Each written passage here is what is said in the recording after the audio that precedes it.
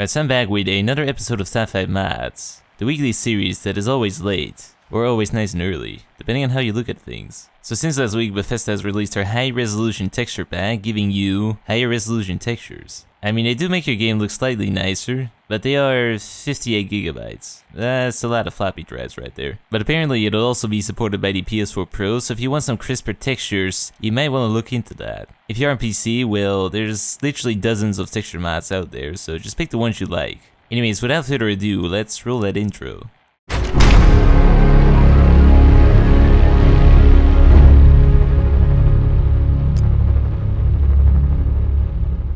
So yeah, since the last time, that whole Westworld plan I had, it worked out for the most part. We had a great profit margin going, and people really seem to enjoy my barbed wire pulls. Except, well, I sort of caused the Terminator uprising, so we're gonna need some guns. And we've got several this week, starting off with the OTS-33 Pernach pistol at number 5. So this is a fully automatic pistol that fires 38, meaning that it is not awfully powerful, but the fire rate does make up for it.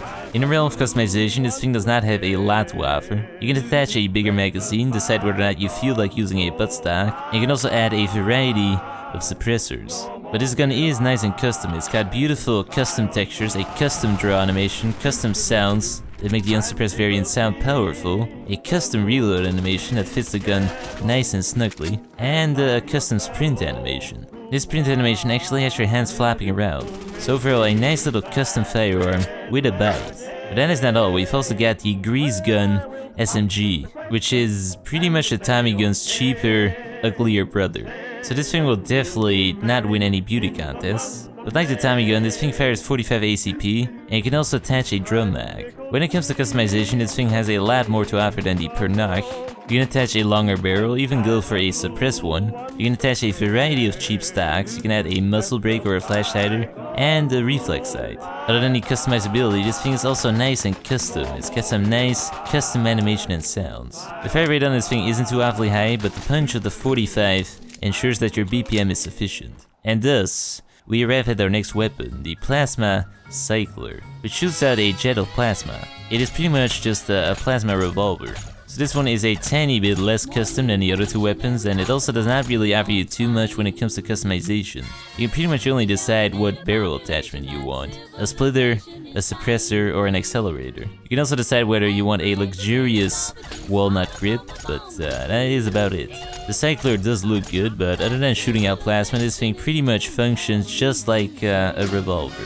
The revolver animations do fit in, but the sounds aren't really anything to write home about. The suppressed sound kinda makes me think of playing Space Invader. Now to get your hands on all these weapons, you'll have to go to this place called Traders. Wait, you mean to tell me that all this time, I could have just acquired all these exotic weapons at Traders? I didn't have to perform all these elaborate rituals, like alchemy, interdimensional travel, and kidnapping?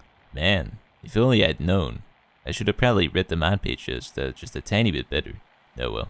But yeah, I guess we need to head on over to Diamond City for some of these so-called traders, then. Although when I arrived there, I noticed that in my absence, there has been a slight expansion. So this mod expands Diamond City just ever so slightly. In the vanilla game, a lot of the Fenway Park Stadium is unused, which is kind of a shame considering Diamond City is supposed to be the great green jewel of the Commonwealth. But this mod aims to remedy that. Currently there is a small expansion behind Travis's radio station, with more districts planned for the future, along with NPCs, as well as an Xbox port. Ain't that something? Right now though, on the left side there is a laundromat with running washing machines and a small repair shop, both seemingly abandoned. On the right side you can find the public restrooms, with dirty toilets and a communal shower.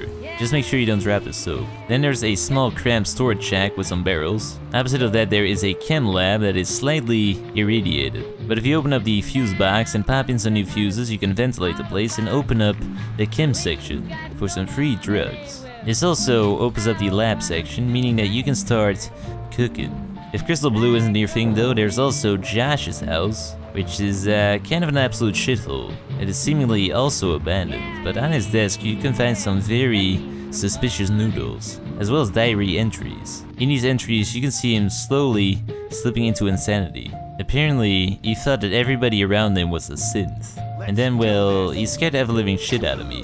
Fortunately, I'm always well armed for these occasions. Unfortunately, his little hidey hole is also kind of a shithole, so the best course of action is to take some of his canned food and then just throw down an S8, and be sure to run. The last interior is the Grand Junction, which is also a scrap shop with a somewhat creepy trader. So overall, this Eastern edition looks nice and it fits with the Diamond City style. Some of the doors are still inaccessible and the location feels a tiny bit empty right now. But that will probably be fixed in the future, as the author states he's going for quality over quantity. Anyways, you might be wondering why every single inhabitant is alive again somehow and not pissed off at me anymore. Well, I'm wondering the same thing. I guess we're in another one of those alternate universes. My memory is starting to fragment. I don't know which universe I'm residing in anymore. Anyway, speaking of residence, I also saw a new one right next to Diamond City. The Colonial classy Diamond City apartment at number 3. So as you enter, you can immediately see an elevator off on your right and a nice and cozy couch along with a TV in front of you. At the back, you've got a small bedroom which you can actually get inside of. Getting out though is a bit more difficult and requires you to be nimble. On the other side of the apartment, you've got a baseball memorabilia display case, a stuffed desk with a mechanical keyboard, and a kitchen. There's also a pre-cooked steak for you on the dining table, and right next to the kitchen you've got rooftop access. Just perfect for this weather. But it does look nice with the lights, the goose, and the space monkey. In case you're starting to feel lonely though, you can say hello to your neighbors by lobbing an S8 over their fences. It is the perfect way to say hello. The downstairs section of the apartment has some workbenches, a glowing map of the city that is a bit hard to read, some washing machines, lockers, and a bathroom. Just make sure that the door doesn't push you around, but inside you've got everything you need from a bathroom, including water that disappears when you shoot it. So when that happens, just throw an S8 in it. The solution to all of life's problems. Lastly, the elevator leads to a little underground garden section with a power armor station and a chemistry station. So overall, this is a pretty densely packed, neat Diamond City apartment that will probably tank your frame rate. But it does have a working day and night cycle, so I could definitely see myself living here. It seems to be pretty comfortable. The only thing this place does not have is sturdy perimeter walls, and I'm plagued by the constant threat of Tinker Toms. There's also no lava pits, secret exit, and gnomes. There are 0 gnomes. So this place is very much unsafe and quite literally uninhabitable for me. Alright, why was I here again? Ah yes, guns. Well, I guess we're gonna have to go to that marketplace. Now Arturo is kind of a scam artist, so fortunately, they also just opened up this new marketplace right outside the Diamond City walls. To get to it, you can either take a left at the front gate or use the entrance right next to Kellogg's house. So yeah, this mod adds in a decently sized marketplace. You've got a doctor who's too busy sipping on his cup to help you with your gunshot wounds. You've got a 3 Michelin star restaurant, a scrap trader, an arms dealer, another scrap trader, along with some power armor stations at the back, a Nukatron robot, and lastly, a refreshment salesman, proficient in the salesmanship of sweet carbonated beverages. Overall, this place looks pretty good and it fits in with Diamond City. It does feel a tiny bit dead though. It does not feel like a lively, sprawling marketplace, rather like a bunch of empty husks waiting on you to buy something. But then again, I still kind of do prefer this over hearing the same pre-recorded line over and over again. Anyways, in one of the baskets I saw this iPad looking thing, the PIP-Pad. So this mod replaces the Pip-Boy with a PIP-Pad. No longer will you have to wear an oversized watch. Instead, you can use a modern, sleek, and only slightly bulky iPad with a bunch of knobs attached to it. In all seriousness though, this mod is really well done. It functions pretty much the same as the Pip-Boy. All the animations work, it looks good, and the textures are crisp. The mod does have some issues when it comes to your now bare arm. It might just look a tiny bit too slender, but for most outfits and guns, it didn't really seem to be an issue. Now you might be wondering about the lore friendliness. Isn't this blatant Apple plagiarism? Well, no, there is actual lore for the PIP-Pad devices. So they are an actual fictional offshoot of the Pip-Boy series, also developed by Rapco. So if you are tired of lugging around a heavy Pip-Boy on your arm, then you might just want to try out the new PIP-Pad. Just don't throw it around as freely as the S8. Also, an Xbox version might come out. The PS4 users are out of luck. But something that goes rather nicely with your new PIP-Pad is quest tags, factions, and radiants, which is a very simple mod. It just adds either text or symbols to quests telling you which faction they belong to. So now you know immediately. And that is about it. It's really that simple. Simple, but nice. Anyways, apparently I'm not a very discreet shoplifter, so the guards sort of started shooting at me. Unfortunately, I bought some heavy machine guns while I was there. So this mod, as the name would indicate, is a redux of the Mark 22 heavy machine gun. It features new meshes, new textures, an animated ammo belt, and a whole bunch of firepower. So this mod adds in 2 big machine guns that you can use to settle your disagreements with. The Mark 22 and the Mark 19 Shrike. The 22 can fire 50 cal and the 19 can fire either 5mm or 308 for those who are on a budget. These bad boys are pretty customizable. You can go for a long or a short barrel, air-cooled or water-cooled, a bigger magazine, you can add a reflex sight, a muzzle brake, or a bayonet, or both. You can slap a paint job on this thing and go for JSP, FMJ, JHP, AP, or HE rounds. The different letters stand for different deadly things. Anyways, the rest of Diamond City didn't seem entirely happy with me taking out their new marketplace, so things sort of got out of hand again. All I can say is that if you want something really dead, then this is a pretty good way of ensuring death. I'm pretty sure this thing can take out a tank. So yeah, now I'm definitely gonna have to find a new home though. But speaking of running away from places, there is no better getaway ride than a motorcycle. So number 1 this week, we've got Driveable motorcycle mod. So to get your hands on this thing, you'll first have to go to the Museum of Freedom. Once you're there, deal with the raiders. You should now have enough firepower. Once they are disposed of and the car stop defying physics, take a left around the museum and run up to the rusty bike. Click on it to fix it up and you can have fun riding this thing around. They see me rolling, they hating.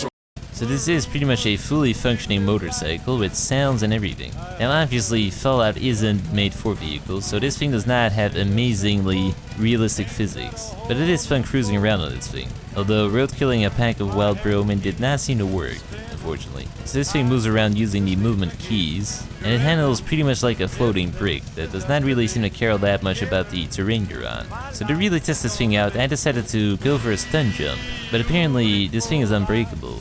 Although I did get stuck on the stairs trying to go back up. There's a few settings you can tweak with a holotape, like the fusion core drainage. If you don't like riding around in third person, you can also go for first person, although you can't see any hands. And if you want to pimp your motorcycle, you can.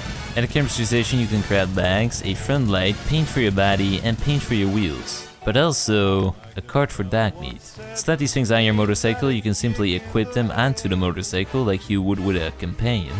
Yeah, that looks much better. So I decided to take my new and improved bike for a spin. The suspension on this thing is very impressive. It also functions just as well as a jet ski. There's absolutely nothing that will stop this motorcycle. It is great for cruising around and great for winning robot races. Overall, a fine piece of machinery. Well, that was it for the top 5, but as always, we've also got some bonus mods in here. So first up, there is Pugmeat, which transforms your pet into a pug. Just drag your pet flamingo into the Institute goo pond and throw an S8 into the mix. If you do it right, you should get a pug. If you do it wrong, however, there's probably not going to be a lot left of your flamingo. Anyway, speaking of blowing up things, we've also got functional suicider bomb with mods for players, which adds in a nice suicider mini nuke for you to craft. Just take this thing out and yeah, it pretty much functions just the way you would expect. But that was it for this week's match. Yet again, some very fine mods in there.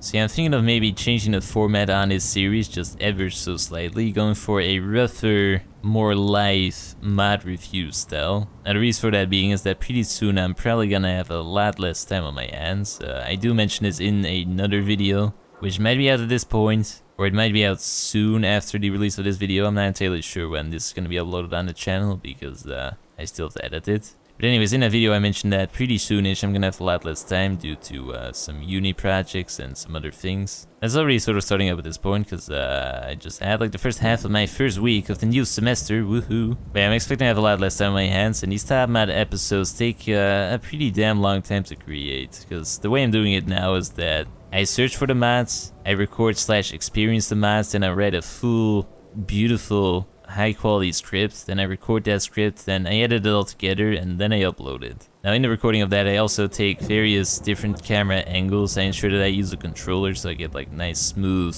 panning and everything. So I do like the end product that comes out of that, but it is extremely time consuming for me. It is pretty much 2 full days, and I'm not entirely sure as to whether or not I'm going to be able to continue that for the next half year. So a possible format change is still getting that list of mods, but not going through the entire process of recording very cinematic camera angles and writing out a full-fledged script, but doing it a tad bit more live. So essentially showcasing the mods as I experience them. And that's not set in stone. I'm still gonna see how the time thing goes here, but that is a possible format change. And it doesn't seem like an entirely bad idea, so I guess tell me what you think about that. And then that was pretty much it for this week, so I hope you enjoyed this episode. If you did, be sure to leave a like, and I will see you next time.